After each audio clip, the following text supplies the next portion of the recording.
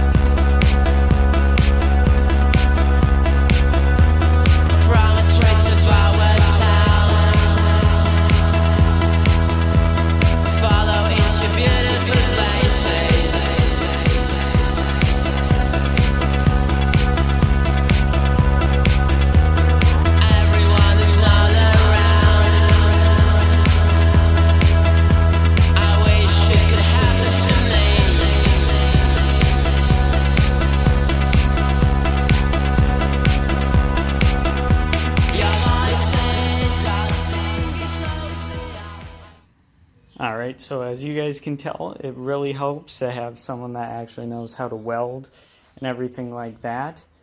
So he was able to get this all together. So like these kind of skinning machines usually cost $500 and then the shipping on them afterwards. So being able to create one yourself is very good. I spent right around $100 on the square tubing. So wasn't too bad in overall cost. And then the winch was the most other expensive part, as they weren't having just like a little ATV winch that I was wanting. So I'm using more of a trailer hitch winch, which is a little more expensive, but then again, I never have to worry about not having enough power on this. And if I ever get a different winch, I can always go ahead and replace this one. So what we have here, I'll kind of run through it. This is almost a finished project, but we are still needing a couple things for it. For example, this winch should be hooked up to a pulley down here, so it routes from there down here. And then we'll want to run it along the pipe right there, run it out to a third pulley right here, which will come straight down to the gambrel, and then right over your skinning right here. The only other thing that we're needing for this is a pen for up here, and then, or a pen hole for right here, and a pen hole down here. So the reason why you want these two different sections on here is because this high, you can have it for raccoons. So you'll be able to skin the whole body without having to bend over. But for coyotes, obviously they're a bigger animal, so you need more space. So you're able to drop that thing down, put them way down here, stick that pin in there, and you got almost an extra foot to work with before you have to deal with it. So I went with just regular spray paint on this, matte black, just because you want a good amount of coating on here, and that's pretty cheap, and you can get a ton on the actual stamp, because all of this is going to get pretty dirty with animal, so you don't want it rusting out on you in, say, a year or 2 years. So better to overindulge on spray paint on this, so you never have to worry about that. So I had laying around one of these 9-inch, they're actually for welding grippers, so you're able to grip that fur right there on this super wide path.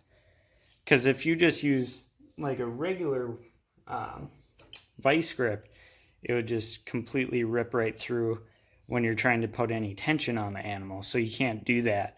But then we have this other more normal one here. As you can tell, we welded on this piece of sheet metal here on both sides to make it match this one, so it won't be too little of a space for gripping. So this will actually hold that animal very well and not make it rip through the fur.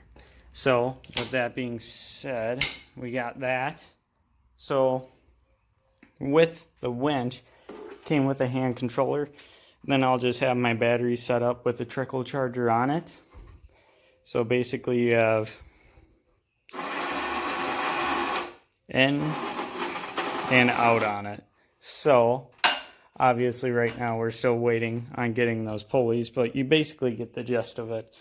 So what this actual big beam is here is an old basketball hoop metal pipe that we had laying around, because at first I was going to use this steel tubing, but I thought that would be a little thin, not quite as strong, so I didn't want to have any problems, and we're already getting rid of this basketball hoop anyways, so I figured might as well go ahead and use it on this. Perfect height, it's right around 8 feet. Then you put the one all the way across for steel tubing, and then you have the secondary one below it for strength, and then you triangulate that off to really help with that pulling on this pulley.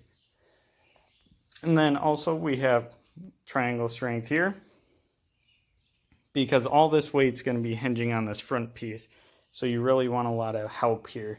So we have 2 tubings here as well, and then it comes to the pipe where this comes up which is just beaded off on the top so these things can't come off. And then just for some added support on the back so it won't flip over or do anything funky, we added a cross right here with a secondary pipe going up, and then one big triangle section there to really make sure that it's good. So this winch came with this support or brace basically. So we just ended up welding that on here and on the back there. So this won't come off, but you can take this off as it's just hooked in with a bunch of bolts here, if it'll show up on the camera. Perfect. So yep, you just lift it up and it comes right off. You lift it back down and it's good to go. Other than that, guys, I think that's pretty much it. If you want dimensions and stuff like that, if you were wanting to make one, just let me know. I can make a secondary video for the actual different measurements and stuff like that. This is just kind of a broad overview for you guys. If you're thinking about doing it, I would definitely recommend it. If you have $200 to spare or you have a bunch of metal laying around, perfect thing to do. If you can weld or know someone that can weld for cheap, perfect thing to do. It will really help on your back, and it really keeps that space down on it as well. So yeah, if you have any questions, leave them in the comments below. Like and subscribe for more.